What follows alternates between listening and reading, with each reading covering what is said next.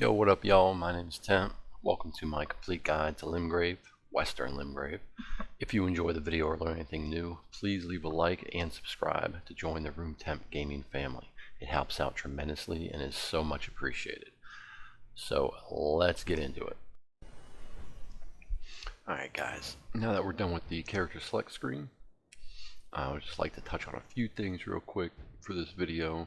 The first thing I'd like to say to you guys is don't give up. Right? These games are meant to test your skills, your knowledge, and your patience. However, it is an open world game. You are given many opportunities to adjust how you approach a difficult area. The difficulty is completely by design, and it should not be seen as a dead end when you get to somewhere you can't pass, but more as a hurdle. Sometimes you just need better shoes or ones that scale with jumping. What I'm saying is, dying is a feature, right? Not a lack of skill. Or at least that's what I'm told. But in all seriousness, as you understand more the systems the game provides, you will become increasingly more confident in your ability to progress through the game. Real quick, you'll notice that I lock on with a target lock on mechanic, which is clicking in the right thumbstick. You can also use that to see enemies in the dark if you are not sure what is in front of you. Now I'll be going over most aspects of the game as we play through it, so we don't overload you at the start. However, I am quite new to creating content, and I just came back since, a few months after the launch of the game. It's been almost 2 years now, and I can't remember everything. So at times I will be using some references for your sake, so I don't lead you too far astray. If you notice anything I've missed or could have done differently, please leave a comment. Your input is very valuable. Now, here we start here after the tutorial area, which I would recommend going through. There's a stone sword key statue here and a fog wall. You're not going to worry about this right now. I think you need 2 keys anyway to get in, and at most you only have 1. I'm saving this for the end of the Limgrave walkthrough. So not this one, but it'll be the complete end. I believe it'll be the Stormvale or the northern section of Limgrave in my walkthrough videos. So after that, make your way over to that bloody finger, pick it up to the elevator, and you slow walk out to Limgrave, as we all do. And yes, again, my videos, I do have to edit them because I am not super comfortable talking as I play yet. So bear with me. As we open the map, we see we can't really see anything. We're going to be getting some map fragments to put together so we can see some stuff here in a little bit. Now, the first thing we're going to do is get this lost site of grace. The graces are your spawn points when you die. Also, the State of Americas are spawn points, which we'll see later. You can fast travel to the sites of grace, and you can sit there to regen, to respawn enemies, and to access a few other features of the game. Now this NPC here, you want to go ahead and exhaust all of his dialogue. You want to keep talking to him until he says the same thing to you. And this is a quest guy, White Mask Varre, and you'll be meeting him later. Just make sure you exhaust that dialogue. Now you see that big knight down there. Don't worry too much about him. He's a little tough. You probably take him out. I'm confident in your ability, but I would just wait and come back to him later. I don't think any starting class can even use his weapon. It might be too high stat requirements, but give it a shot. But other than him, we're going to go to the first waypoint we have, which is the Church of Elleh. And we're going to run up here and grab this Site of Grace. Some of my clips are sped up a little bit as to make this video a little bit shorter for you guys, so feel free to pause whenever you want. After we grab that Site of Grace, we're going to go to our friendly merchant, Kelly, and we're going to buy a crafting kit. Now the crafting kit you can use to make now the crafting kit is pretty valuable. I never really use it in any of my previous playthroughs. but I should be using it because you can craft a lot of good items. No weapons or anything of the such, but more resistance potions or items that give you resistance and stuff like that. So you definitely shouldn't look past it.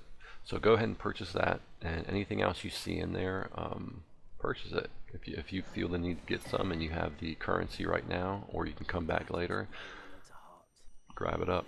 Now, whatever you do though, don't kill that guy. At least not on your first playthrough. And then you can come over to the anvil, pick up the smithing stone, and we can interact with the anvil, kind of give you a little guide on what it is. You can upgrade your weapons, and so that they, with smithing stones or somber smithing stones depending on the weapon, and you can upgrade them to their highest tiers, which smithing stones go to plus 25, sombers go to plus 10. The difference between regular smithing stones and somber smithing stones is the weapon category, or the weapon, I guess, uniqueness. So boss weapons obviously will be somber smithing stones, and some unique weapons as well. All other weapons will be regular smithing stones. Now, if you can see on the map here, there's a map fragment beacon. We're going to go over there and grab it so we can open up this big portion of the map so we can see. I also laid out a trail of markers so you can see at the bottom left of the map that there are ways to mark the map so you don't get lost. And if you see the marker on the map I put right here, once you run through them, they disappear, so you don't have to go back in the map and deactivate it. So as we walk over here, we're going to our first camp of enemies. This camp is a great area to kind of test builds out at low level and kind of get used to the weapon that you found. And this is the Gatefront Ruins. The Gatefront Ruins is right before Stormville, which is to the north, which will be toward the end of my Limgrave walkthrough. Keep in mind, this is only Western Limgrave on this video. But this site of grace right here is very important. It's kind of in the middle of everything. So as we go through here, we're going to rush over to the map fragment. We're going to pick it up, and then we're going to go up here, kill this guy real quick, and we're going to hit the site of grace, the Gatefront Grace. When you activate this grace, go ahead and interact with it again, and you'll be met by Melania, or Melina. There's so many similar names in this game. And Melina here is going to give you your mount Torrent. And to get the mount, if this is not showing up for you, you must have unlocked, I think, 3 grace sites. So your 3rd grace site, she will visit you. I'm going to speed this up a little bit so we can get through here.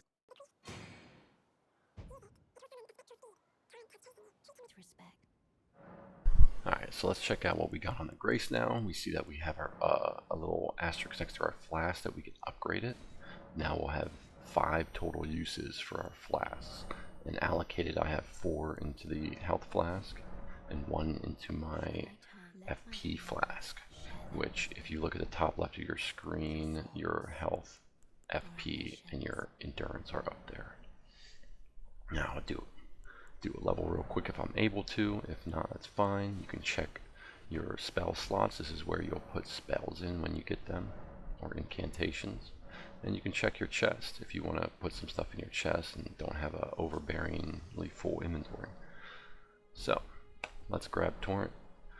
First things first, you should probably put Torrent in your item pouch, which can be accessible by holding down Y on your controller or triangle. And we can go ahead in here and put him in. So he'll be, for me, he'll be Y and right on the D-pad. Bam. And when you hold in Y, it'll bring up an alternate menu on your bottom left there. I did it a little bit fast though. You can do light attacks on both sides, strong attacks on both sides. Strong attacks normally charge up too, which is great, do big damage. Riding mounted combat is actually pretty insane in this game. You can cheese quite a bit of things with it, so I don't normally recommend just always doing it, but it's pretty awesome. Alright, so first off, let's get this sword before we go into the Gatefront Ruins. Let's get this sword. If you can use it, use it. I think the only people that could use that by now is the Vagabond, maybe. Alright, so we are at the Gatefront Ruins. The map is opened up. We see our grace sites. We're going to go through, kill a few people, and there are a couple items in here. We have a flail weapon. We have some Ash of Wars. I think I'm definitely going to die at some point, so we'll explain the whole death thing in this game. Which, as I said at the beginning, death is just a feature in the game. Don't be too worried when you do die, because it will happen, and it will most likely happen a lot. Beat up these guys. Now, you don't have to kill anyone normally in this game. You can kind of just run through stuff if you're able to. However, that would kind of defeat the purpose of the game. So let's just try our best to go through and kill people. Now, if you get too many people, this guy's a little tough. This one kind of sentry knight, he's a little tough. He's definitely going to kill me here, or I'm just going to fall in this hole, because I don't want to deal with him right now, and I just want to do this walkthrough. So let's go down here. We're going to open up this door, and we are going to grab our first Ash of War, which in the whetstone, which allows you to apply Ashes of War to your weapons, to some weapons that do not have their own unique Ash of War already on them, or unique ability. So Ashes of War you can apply to your weapons at the Grace, which we are teleported back to because I died. And you can apply them at the site of Grace to weapons that certain Ash of Wars can be on. So, and remember, not all Ashes of Wars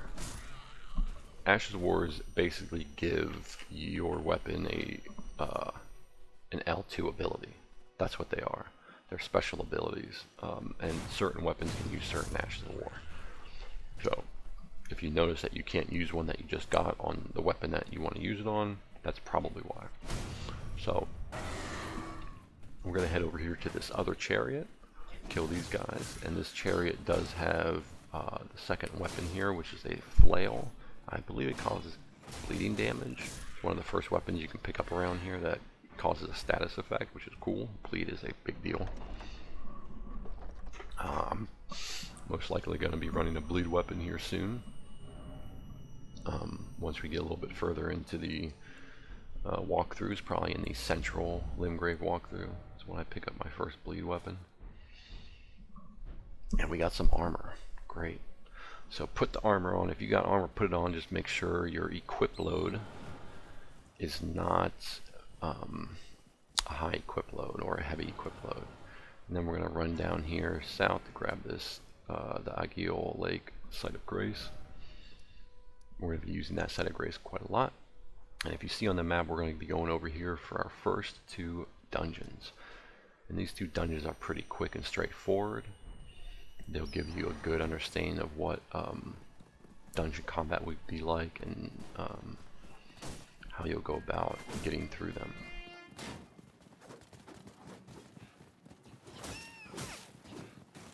Playing with fire here. I'm just gonna head out. This ain't gonna work with a club.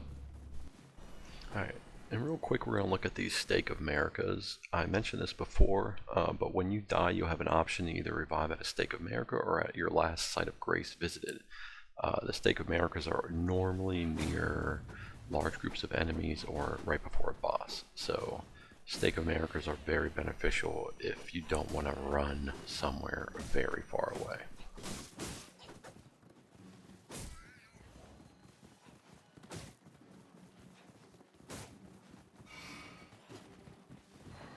Alright guys, here we jump off, kill these two dudes, and we're going to head into our first dungeon, which is the Groveside Cave. Groveside Cave will have your first boss fight. It'll have a cracked pot, the Flame Drake Talisman as well. These are pretty decent items. You'll definitely be using them. So let's get started. Now, during my videos, listen, like I said before, it's hard for me to talk while I'm playing through, especially with all the editing I'm going to have to do anyway, because I don't get everything right. I don't remember everything. I do have to check my facts sometimes. So as I play through, if something seems confusing or I end up editing the video like I just did because I probably died and didn't want to take up more time by showing you that, backtrack, look at the surroundings and kind of see where you're at. I'll try and do my best to keep things pretty smooth.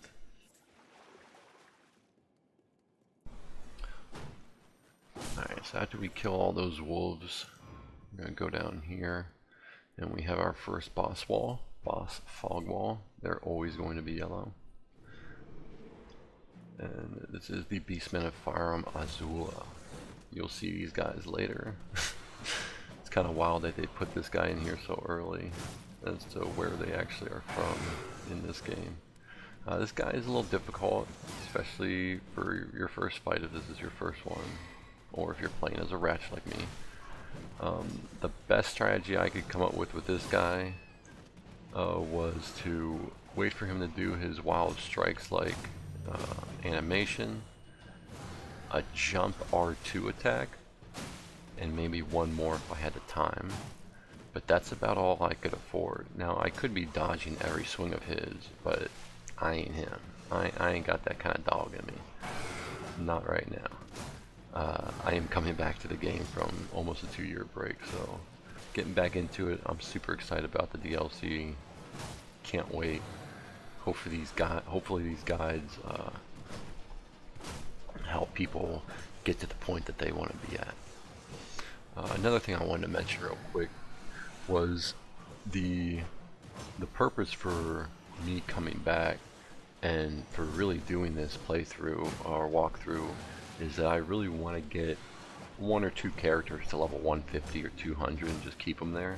My main character is on NG, I think 6, and he's far above 200, and I would like characters that kind of go with what the community is doing, which the community is kind of keeping characters around 150 and 200 for PvP reasons and for build reasons. So most builds you'll see online are revolved around the stats you can have at level 150, 200, 250, right, so on and so on, but most are 150 and 200. So that's also one of the goals for my character, and I think it should be for you guys as well, to have one character at 150 or 200 and one character that's just blasting the way through becoming a god. So after we get done with him, let's level up, put some points in vigor. Vigor is super important. That's your health. You're gonna want like 40 vigor, you know, at some point. I'm going to give myself some dexterity because I like dex weapons. I actually really like strength weapons. I like all weapons, but I really like dex faith builds. Those are my favorite, so I'm going to try and lean toward that for a playthrough, maybe, unless I feel like doing something different later on. But I feel like a lot of people do a strength or a dex playthrough with a little bit of magic on the side, so I'm going to keep up with my favorite one. So next place we're going to is Stormfoot Catacombs. I don't think I equipped my Flame Drake Talisman I just got, but if you didn't, equip it, because it's not going to hurt you to equip it.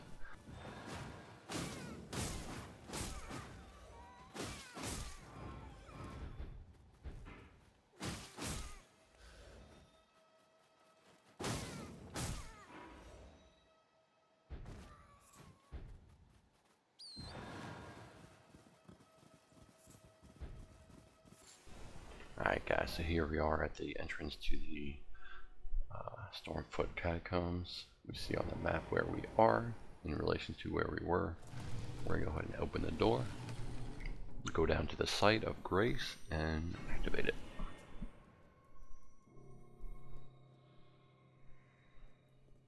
A couple things you're going to be looking for in here is the root resin, which is I think what we pick up first here. Getting ambushed by these stupid little creatures. These guys suck. They suck a lot. However, they are, I believe, pretty vulnerable to strike damage, which this current weapon has on it. You can check your weapon if you would like. So we got the root resin. We're going to go around this other path here. We see the door which leads to the boss. We cannot get into it yet. And if this is, I don't know if this just happened to me, but you see out on the bottom of the screen the locked by some contraption message is still there. Well, that kind of prevents you from doing certain things like dodging or hitting. So make sure you hit your interact button again with that to get that off your screen if that happens to you too. So in this room, you're just going to take care of the imps, walk around, loot some stuff, go through the little passage, and there is fire spewing down the hallway, and this imp will jump out and ambush you. So after the fire's done, you're going to run down, and you're going to take a little right. Another fire, take a right, go up the ladder. I didn't have to do this first, but this is what I did, so you just got to bear with me. Go ahead and kill the imp. There's another imp behind you. Take care of him. If you're wondering what that roar is that I'm doing, that's my L2 for this weapon. My Ash of War for this weapon. Gonna hop in this room, kill this imp. I believe you're gonna get some summons. Yep, those are your first summons. The noble ashes, the wandering noble ashes. Now you're summoning. I'll tell you about this in just a little bit when we go back to our Church of Elleh. But summons are used for mostly boss fights, and it's just a way to summon some help to give you an extra advantage when you need it, which I'm going to be using quite a bit of during our walkthrough.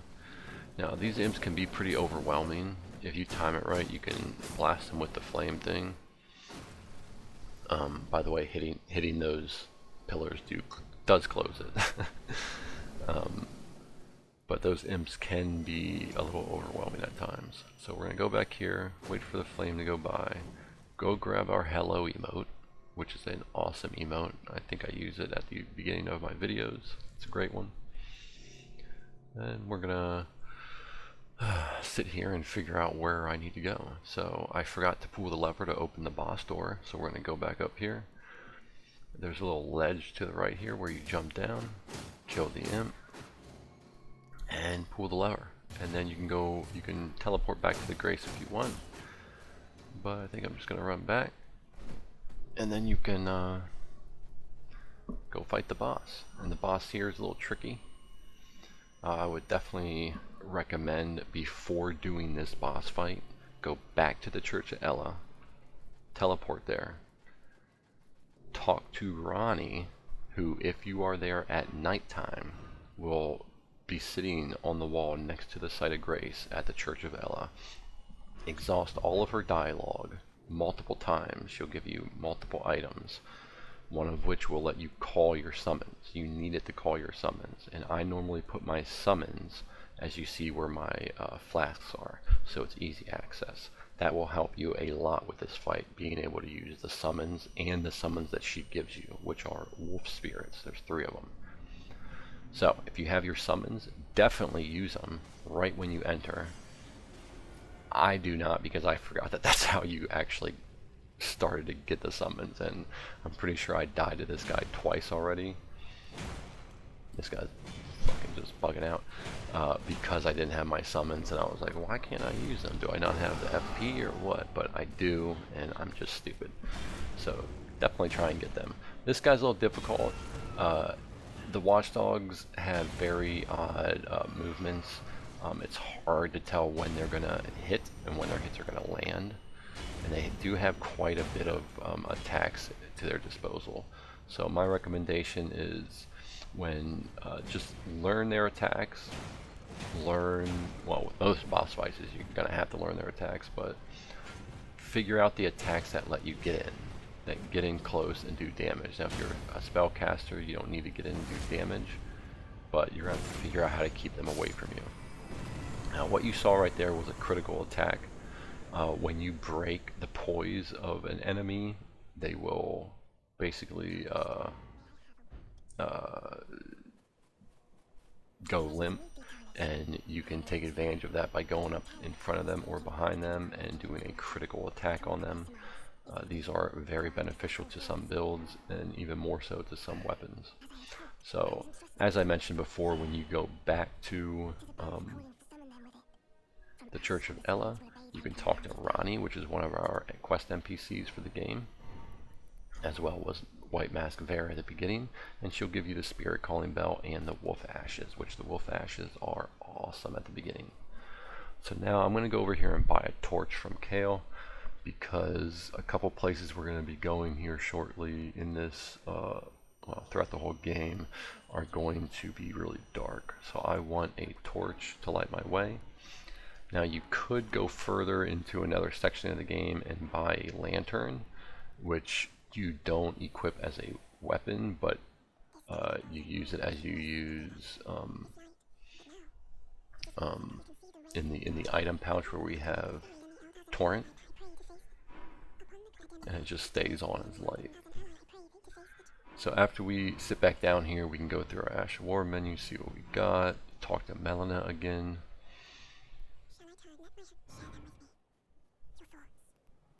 And then after we do this, level up maybe if you're able to. And we are going to go to our next dungeon, which will be the Coastal Cave. And that is right down there. Right down where I put my marker at. Or near there. So, let's make our way over there.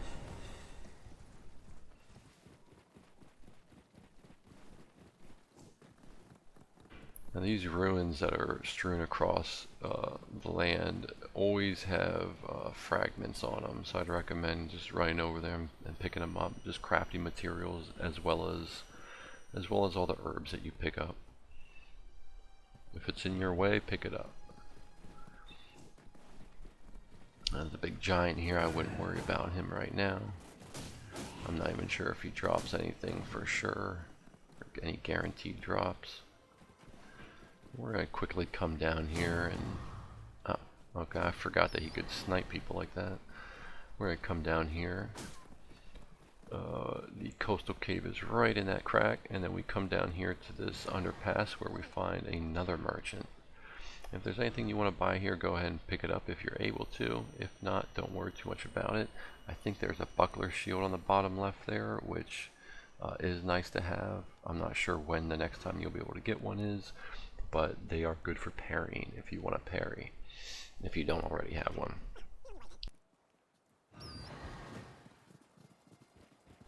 Alright, so we're going to go here and grab the we're going to grab the Site of Grace at the Coastal Cave.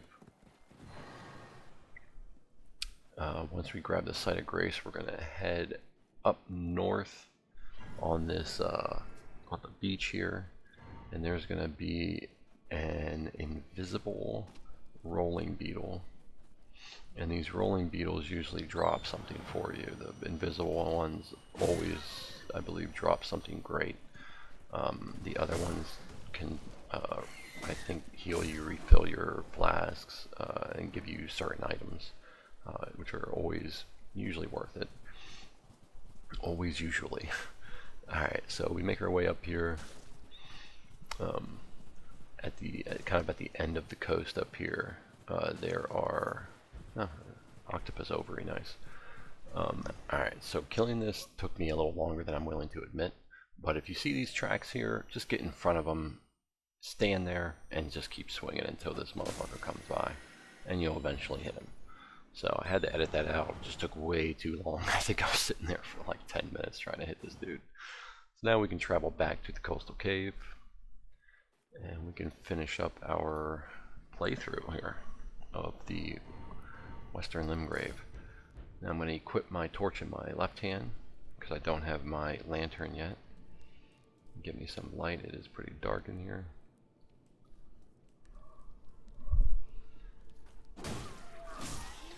We don't want to jump down there right there because I think we'll get ambushed. Pick up that little string.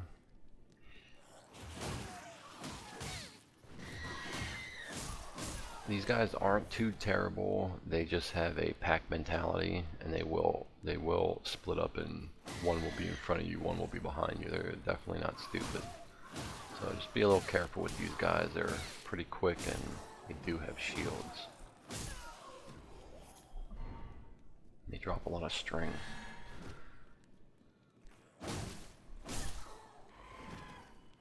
Got a little beefy one here. Got a big club. Not better than mine though.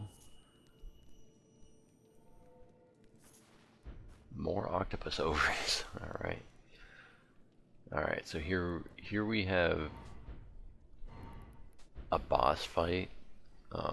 Some boss fights don't have the yellow fog. The yellow fog will appear afterward, or if you die, you'll enter through it. These guys are pretty tough. They're very quick, they're very aggressive, and there's multiple enemies around, and there's 2 of these. Now if you stay kind of where I'm at, where you came in from, you won't aggro the second or the first demi-human chief boss, and you can just take care of one of them, and you should absolutely use your wolf summons. These wolf summons are probably going to carry you through a good bit of this, good chunk of the game, at the beginning at least. Definitely through Limgrave.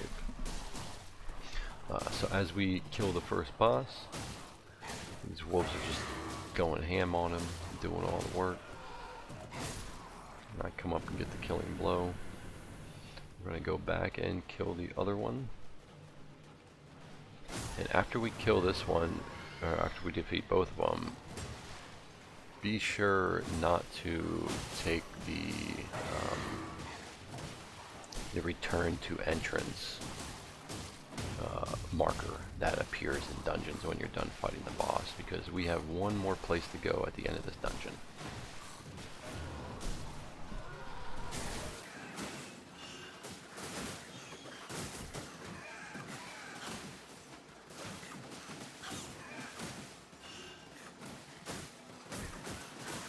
Alright, and once we kill this guy, we will get the tailoring tools and sewing needle, which you can't do anything with quite yet, so don't even worry about them.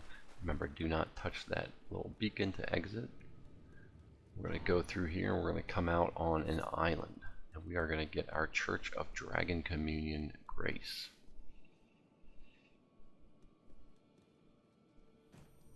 You gotta jump there. There are a couple enemies up here as you exit. So having a torch on would be great for me right now, but I guess I didn't want to.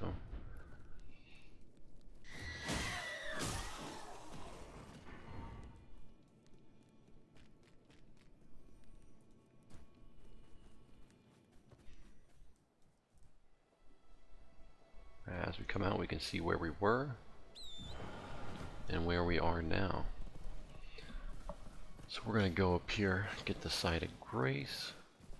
We're gonna, there's 2 items, 3 items on this island that we can make use of aside from the Dragon Communion.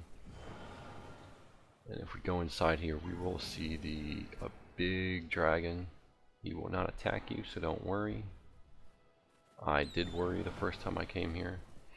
And you can come up here, not much use right now, but you can interact with this, and you can buy awesome dragon incantations. Spells, that's for faith. Incantations are for faith builds. So we're going to go back behind the church here, or the church. We are going to find dragonfly head armor, which I believe is some faith armor. for the head. Looks really ridiculous. I'm not going to put it on. And then there's a rolling beetle that drops a somber smithing stone, which is great. I think that's our first somber smithing stone. And this beetle is on the southeastern or eastern side of the island here on a ledge. As we see him here, look down. Where is he at? Where is he at? There he is. He's right over. You can hear him. You can kind of hear him as you get close. Come down here. I'm going to go ahead and stay on horseback. I usually try to stay on horseback for beetles. I don't need to here because there's walls all around. They get stuck. But they are pretty quick. And if you lose them, you lose them. They'll disappear. I know some of them will respawn if you use a Site of Grace, but I don't want to chance it. So if we come up here, we can grab our Exalted Flesh, and that will do it for our Western Limgrave walkthrough. I hope you guys enjoyed the video, learned something new. If you did, please like and subscribe to join the Room Temp Gaming family. I appreciate you guys coming by, and I will see you in the next video. Stay cool.